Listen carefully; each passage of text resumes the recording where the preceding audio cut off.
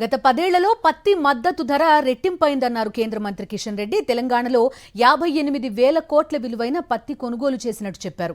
రైతులు సాగు వివరాలన్నీ కిసాన్ యాప్లో నమోదు చేసుకోవాలని, దీపావళి నుంచి ఇది అందుబాటులోకి వస్తుందన్నారు. ఈ నెల 21 నుంచి వచ్చే ఏడాది మార్చి వరకు సీసీఐ ద్వారా పత్తి కొనుగోళ్లు చేపడతామన్నారు.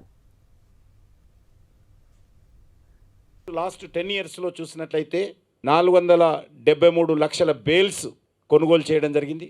1,37,000కు సంబంధించినటువంటి ఖర్చు పెట్టడం జరిగింది. 58,000 కోట్ల రూపాయలు తెలంగాణలో, 8,000 కోట్ల రూపాయలు ఆంధ్రప్రదేశ్లో పత్తి కొనుగోలు మీద కేంద్ర ప్రభుత్వం ఖర్చు చేసిందని. కపాస్ కిసాన్ యాప్ దీపావళి నుంచి రైతులకు అందుబాటులో వస్తుంది. 122 ప్రొక్యూర్మెంట్ సెంటర్స్ దీపావళి తర్వాత ప్రారంభమవుతాయి. మార్చి వరకు కొనుగోలు చేస్తాము.